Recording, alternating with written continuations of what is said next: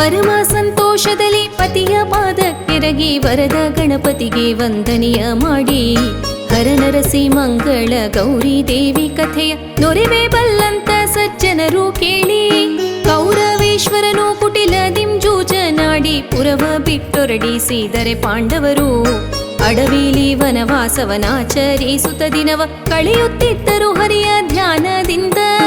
ಒಂದು ದಿನ ಹರಿಯು ಕಾಮ್ಯಕ್ಕೆ ವನಕ್ಕೆ ನಡೆತರಲು ಬಂದರೆದುರಿಗೆ ಧೌಮ್ಯ ಮುನಿ ಸಹಿತಲೇ ಬಂದು ಪಾಂಡವರು ಮೊಯ್ಯಿಕ್ಕಿದರು ಹರಿಪಾದ ದ್ವಂದ್ವದಲ್ಲಿ ದ್ರೌಪದಿ ದೇವಿ ಸಹಿತ. ನಾರಾಯಣ ತಾನು ನಗು ನಗುತ್ತ ದ್ರೌಪದಿಗೆ ಹೇಳಿದನು ಪೂರ್ವ ಜನ್ಮದ ಕರ್ಮವ ಮಾಡಿ ಅನುಭವಿಸಿದಲ್ಲದೆ ಬಿಡದು ಚಿಂತಿಸಬೇಡವೆನುತ್ತಿದ್ದನು.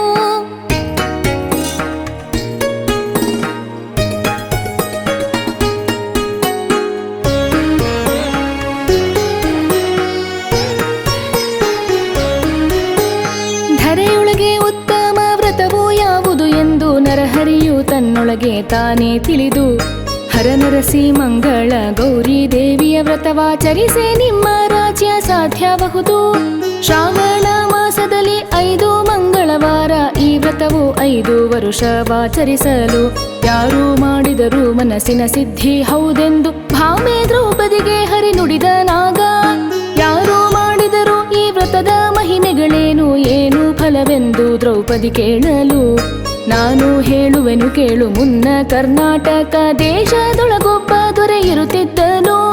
ರನ್ನೇ ಕೇಳು ಶ್ರೀಪಾದನೆಂಬೋ ನಾಮದಲ್ಲಿ ಸುವರ್ಣಾವತಿ ಎಂಬ ಪಟ್ಟಣದಲ್ಲಿ ತನ್ನ ವಲ್ಲಭೆಗನಕ ಮಂಜುಳ ಸಹಿತಲೇ ಚೆನ್ನಾಗಿ ಧರೆಯ ಪಾಲಿಸುತ್ತಿದ್ದನು.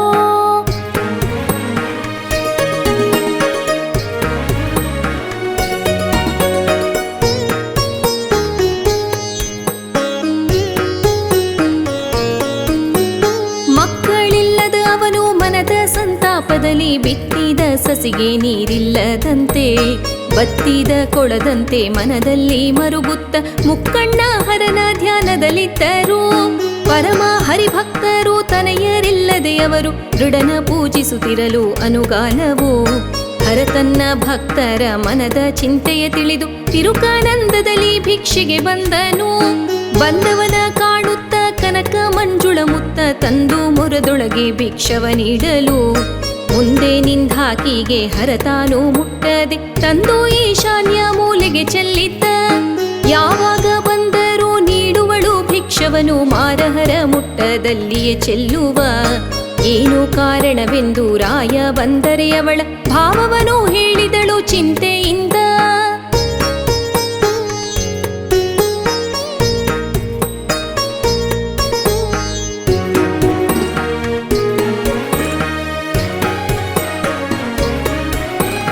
ನಾಳೆ ಭಿಕ್ಷವ ನೀಡು ನಾನು ನೋಡುತ್ತಲಿಹೆನು ಏನು ಕಾರಣವೆಂದು ಕೇಳು ಅವನ. ಹೀಗೆ ಚಿಂತಿಸೂತ ಕಳೆಯೇ ಮರುದಿನ ಬಾಗಿಲಿಗೆ ಬಂದು ಭಿಕ್ಷಾ ಎಂದನು. ಬಂದವನ ಕಾಣುತ್ತ ಕನಕ ಮಂಜುಳ ಮುತ್ತ ತಂದ ಮೊರದೊಳಗೆ ಭಿಕ್ಷವ ನೀಡಲು ಮನದ ಸಂಶಯವೇನು ಎಂದು ಕೇಳಿದರವನ ತನಯರಿಲ್ಲ ದೂರ ಭಿಕ್ಷೆ ಮುಟ್ಟೇನೆಂದ. ಭಿಕ್ಷುಕನು ಆಡಿದ ಕಷ್ಟದ ನುಡಿ ಕೇಳಿ ಮಕ್ಕಳಿಲ್ಲದ ಜನ್ಮ ವ್ಯರ್ಥವೆಂದು ದುಃಖಿಸಿ ಸತಿಪತಿಗಳಿಬ್ಬರು ಬಂದು ಮುಕ್ಕಣ್ಣ ಹರನ ಚರಣಕ್ಕೆ ಬಿದ್ದರು. ಪರಮ ಭಕ್ತರ ಬಿಗಿದಪ್ಪಿ ತಕ್ಕೈಸಿ ತನಯರಿಲ್ಲದೆ ಬಹಳ ನೊಂದೆ ಮಗನೇ ನಿನಗೆ ಮಕ್ಕಳ ಫಲವಿಲ್ಲ 16 ವರುಷ ಆಯುಷ್ಯದ ಮಗನ ಕೊಡುವೆನು ಎಂದನು.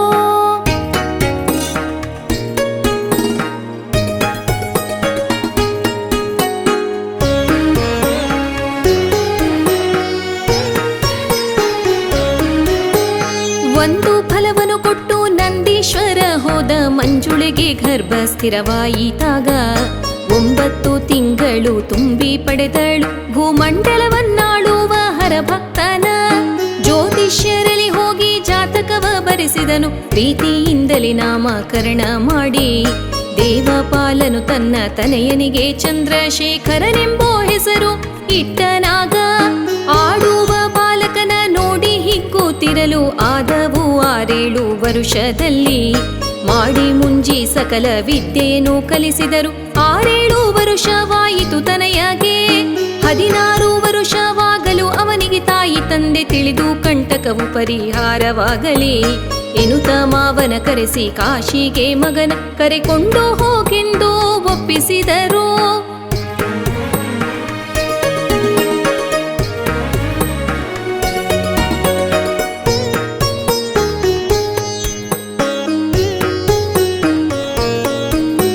ಸೋದರಳಿಯನ ಸಹಿತ ತಾ ಬಂದನು ಗೊಂಡಾರಣ್ಯವೆಂಬ ಪುರ ಮಧ್ಯದಲ್ಲಿ.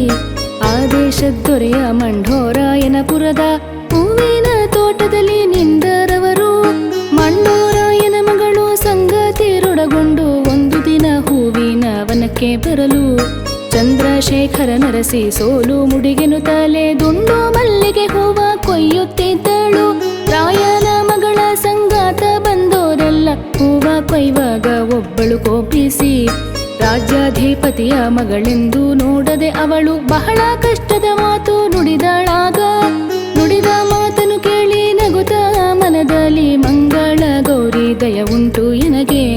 ಮಂದಮತಿ ನೀ ನುಡಿದರೇನಾಯಿತೆನಗೆ ಬಂದ ವಿಪತ್ತುಗಳ ಜಯಿಸುವೆನೆಂದಳು.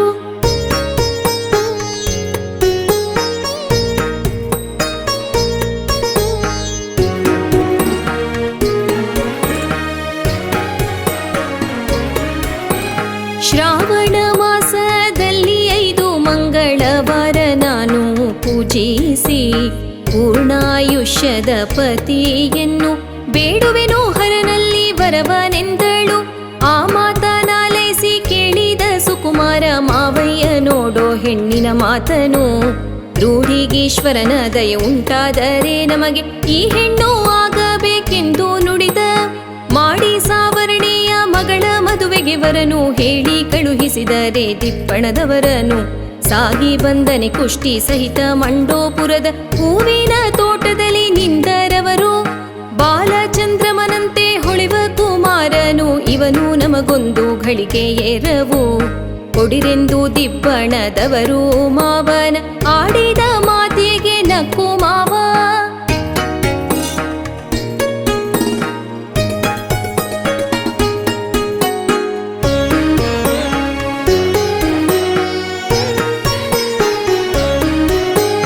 ಹೊನ್ನು ಅಣಿ ಬೆಳ್ಳಿ ಬಂಗಾರ ಎರವುಂಟು, ಚಿನ್ನ ಬೆಳ್ಳಿಯು ಮುಂತಾಗಿ ಉಂಟು.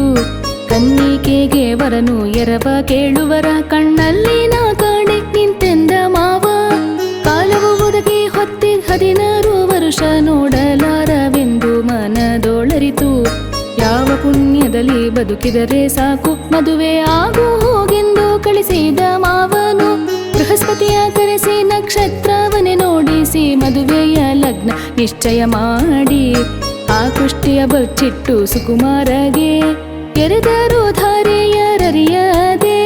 ಮಾಣಿಕದ ಗಿಂಡಿಲಿ ಭಾಗೀರಥಿ ತುಂಬಿ ಪ್ರಾಣದೊಲ್ಲಭೆ ಸಹಿತ ಮಂಗಳಧಾರೆ. ಭಾಗ್ಯದಲ್ಲಿ ಎರೆದು ವಿನಯದಲ್ಲಿ ಮಂಡೋರಾಯ ದಾನ ಧರ್ಮದಲ್ಲಿ ತನಿಸಿದ ವಿಪ್ರರ.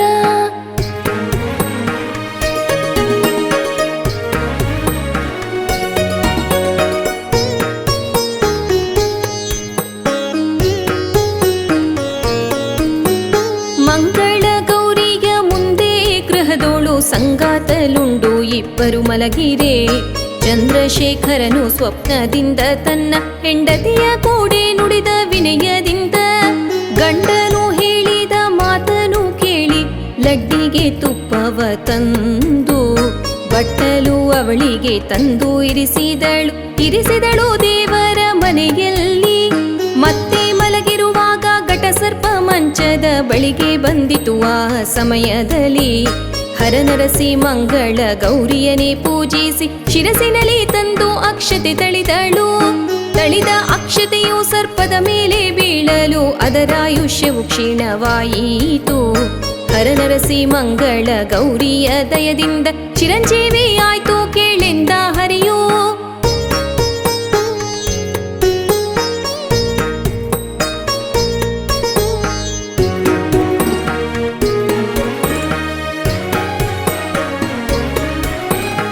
ಆಗ ಕಣ್ಣಳು ಫಣಿಯ ನೋಡಿ ಬೆಳಗಾಗುತ್ತ ಏನೋ ಕಾರಣ ಒಳಗೆ ಬಂದೀತೆಂದು. ಶೀಘ್ರದಲ್ಲಿ ತಂದು ಕಲಶವ ತುಂಬಿ ಕಂಚೂಕ ಬಾಯಿ ಗಟ್ಟಿರಿಸಿ ಮಲಗಿದಳು ಹರುಷದಿ. ಆ ಹೊತ್ತಿನಿರುಳಲಿ ಸ್ತ್ರೀ ಪುರುಷರೊಂದಾಗಿ ಬಹಳ ಸಂತೋಷದಲ್ಲಿರ್ತಿದ್ದರು. ಆ ಇರುಳು ಕಳೆದು ಬೆಳಗಾಗೆ ಮಾವನ ಕೂಡೋ ಯಾರಿಗೇಳದೆ ಕಾಶಿ ಹೊರಟೋದರು. ನಾರಾಯಣನ ಭಕ್ತ ಹೋದ ಕಾಶಿಗೆ ಅತ್ತ ಯಾರು ಅರಿಯರು ಅರುಣ ಉದಯದಲ್ಲಿ.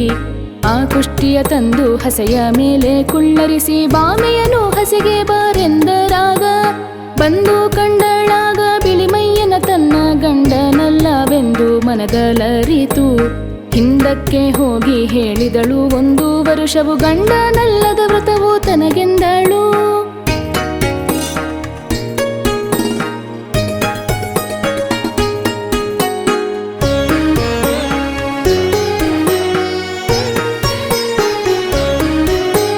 ತಂದೆ ತಾಯನು ಕರೆದು ಹೇಳಿದಳು, ನೀವು ಕೊಟ್ಟ ಬಾಲ ಪ್ರಾಯದ ಗಂಡನಲ್ಲ ಇವನು. ಏನು ಕುಟಿಲವು ಕಾಣೆ ತಿಳಿಯಬಾರದೆಂದು ಸಾಗಿಸಿ ಕಳುಹಿಸಿದಿಬ್ಬಣದವರನು. ತಂದೆಯನು ಕರೆದು ಹೇಳಿದಳು, 1 ವರುಷವು ಅನ್ನ ಛತ್ರವನು ತಂದೆ ನೀ ಮಾಡಿಸೋ. ಚಂದದಲ್ಲಿ ನಾ ಕೊಟ್ಟು ಗುರುತ ಹೇಳುವೆನು ಹಾಗೆಂದು ಕೈವೀಳ್ಯವನು ಕೊಡುತ್ತಿದ್ದಳು. 4 ಕಡೆಯಲ್ಲಿ ದಾರಿ ಮಾರ್ಗದ ಒಳಗೆ ಹೋಗಿ ಬರುವವರು ಅನ್ನವನ್ನುಣ್ಣುವುದು. ರಾಯರ ಮಗಳ ಕೈವೀಳ್ಯವನೇ ತಕ್ಕೊಂಡು ಹೋಗೋದು ಎಂದು ನೇಮಿಸಿದರಾಗ. ಆಳು ಭಟರನು ಅಲ್ಲಲ್ಲಿಗಿರಿಸಿ ತಳಿದದು ಮೀರಿ ಹೋದರೇನು ತಡೆದು ನೀವು. ಬ್ಯಾಗದಲ್ಲಿ ಬಂದು ಸುದ್ದಿ ಹೇಳಿ ಎನ್ನುತ್ತಲೇ ಈ ಬಗೆಯಲಾರು ತಿಂಗಳು ಕಳೆದರು.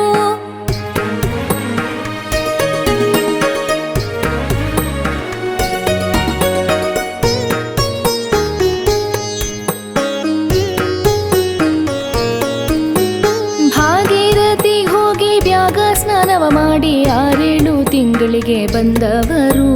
ಕಾವಡಿಯ ಸಹಿತ ತಕ್ಕೊಂಡು ಮಂಡೋಪುರದ ಊರು ಬಾಗಿಲಿಗೆ ಬಂದರಿಬ್ಬರು. ಕಾಣುತ್ತ ಚಾರರವರ ಬ್ಯಾಗ ಬಂದೇಳಿದರು, ಬಾ ಎಂದು ಕರೆದರೆಲ್ಲರನು.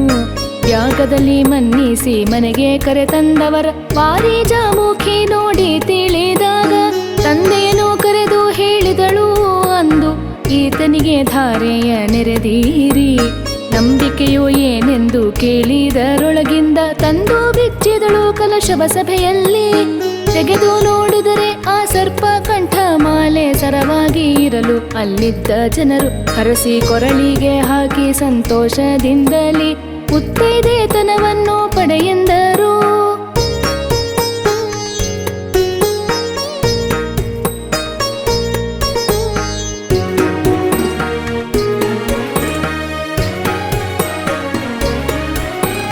ನಿನ್ನ ಗುರುತೇನೆಂದು ಕೇಳಿದರೆ ಕಾಶಿಗೆ ನನ್ನ ಮಾವನ ಕೂಡ ಹೋಗುತ್ತಿದ್ದೆ. ನಿಮ್ಮ ಬೀಗನು ತನ್ನ ಮಗನು ಕುಷ್ಟಿಯು ಎಂದು ನಮ್ಮ ಕರೆ ತಂದು ಧಾರೆಯ ನೆರೆಸಿದ. ಲಡ್ಡಿಗೆ ತಿಂದ ಬಟ್ಟಲ ತಂದರೊಳಗಿನಿಂದ ಮುದ್ರೆ ಉಂಗುರವು ತೋರಿಸ ಜನರಿಗೆ. ಪ್ರಜ್ವಲಿತವಾದ ಮುದ್ರೆಯ ಮ್ಯಾಲೆ ಚಂದ್ರಶೇಖರನೆಂಬೋ ಹೆಸರನು ಕಂಡರಾಗ. ಮಂಡೋರಾಯನು ತನ್ನ ಮಗಳ ಸಂತೈಸಿದನು, ಇಂದು ತನ್ನ ಕುಲಕ್ಕೆ ಕೀರ್ತಿಯನು ತಂದೆ. ಗಂಡನೇಳಿದ ಮಾತು ಮೀರದೇ ಇರುವೆ ಎಂದು ಚಂದದಲ್ಲಿ ಮಗಳ ಮುದ್ದಾಡುತ್ತಿದ್ದ. ಹೀಗೆ 1-2 ವರುಷ ಸ್ತ್ರೀ ಪುರುಷರೊಂದು ಬಹಳ ಸಂತೋಷದಲ್ಲಿ ಇರುತ್ತಿದ್ದರು. ತಾಯಿ ತಂದೆಯ ನೆನೆದು ಹೋಗಬೇಕೆನ್ನುತ್ತಲಿ ಮಾವನ ಕೂಡೆ ಹೇಳಿದ ವಿನಯದಿ.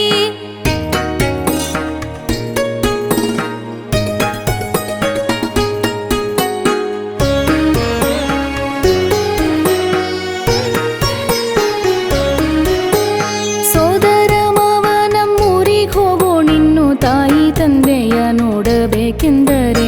ಆನೆ ಕುದುರೆ ಮಂದಿ ದಳ ಸಹಿತ ಅಳಿಯ ಕುಮಾರಿಯನೇ ಕಳುಹಿಸಿ ಚಿಂತಿಸುತ್ತಿದ್ದ. ದಾರಿ ಮಾರ್ಗದಲ್ಲಿ ಬರುವಾಗ ಶ್ರಾವಣ ಮಾಸ ಆಗ ಬಂದಿತು ತನ್ನ ಮನದಲರಿತು.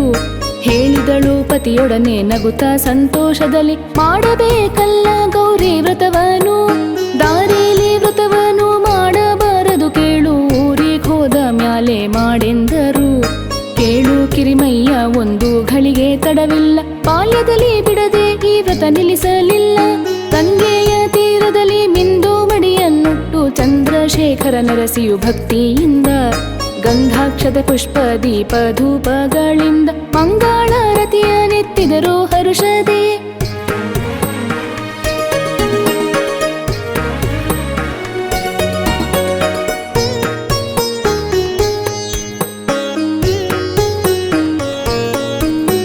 ಹರನರಸಿ ಮಂಗಳ ಗೌರಿ ನೆಲೆಸಿದ ತಾವು ಮಣಿಪುರವು ಎಂಬೋ ಪಟ್ಟಣವಾಯಿತು. ದೊರೆ ಮಕ್ಕಳುಂಡು ಕೈ ತೊಳೆದು ತಮ್ಮಯ್ಯನ ಪುರದ ಸಮೀಪಕ್ಕೆ ಬಂದರವರು.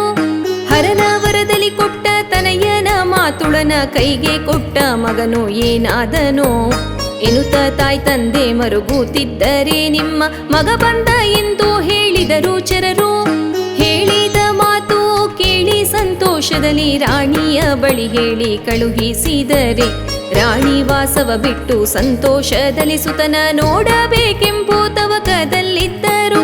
ಶುಭವಾರ್ತೆ ಕೇಳಿದ ಚರನ ಮನ್ನಿಸಿ ಭೂಪ ಉಡುಗೊರೆಯ ಆಭರಣವ ತರಿಸಿ ಕೊಟ್ಟು ಕಲಶ ಕನ್ನಡಿಯ ತೋರಣ ರಚಿಸಿ ಪುರದೊಳಗೆ ತನಯನ ಕಾಣಲುತ್ಸಾಹದಲ್ಲಿ ಹೊರಟ.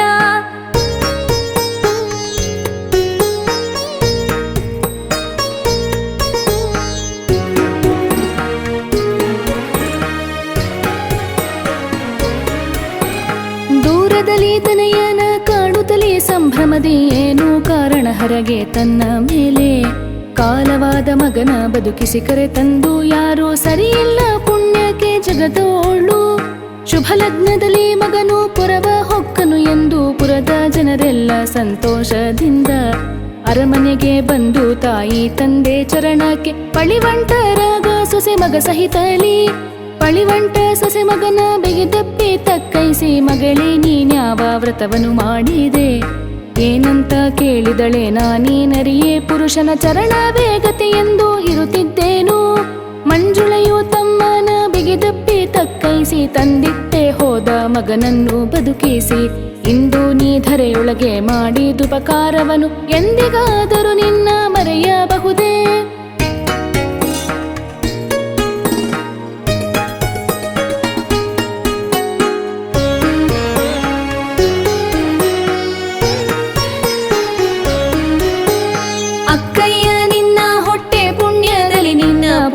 ಬದುಕಿದನು ಕೇಳಮ್ಮ ತಾಯಿ, ಅಲ್ಪದಾಯುಷ್ಯ ಹೋಗಿ ಚಿರಂಜೀವಿಯಾಯ್ತಿವನ ಮುತ್ತೈದೆತನವೂ ಉಂಟಾಯಿತು. ಸೃಷ್ಟಿಗೀಶ್ವರ ನರಸಿ ಗೌರಿಯೇ ಪೂಜಿಸಿ ಮುತ್ತೈದೆತನವನು ಪಡೆದವಳು. ಮುತ್ತೈದೆತನವನು ಪುತ್ರ ಸಂತಾನವನು ಕೊಟ್ಟು ರಕ್ಷಿಸುವ ಮಂಗಳ ಗೌರಿಗೆ, ಕೊಟ್ಟು ರಕ್ಷಿಸುವ ಮಂಗಳ ಗೌರಿಗೆ, ಕೊಟ್ಟು ರಕ್ಷಿಸುವ ಮಂಗಳ ಗೌರಿಗೆ.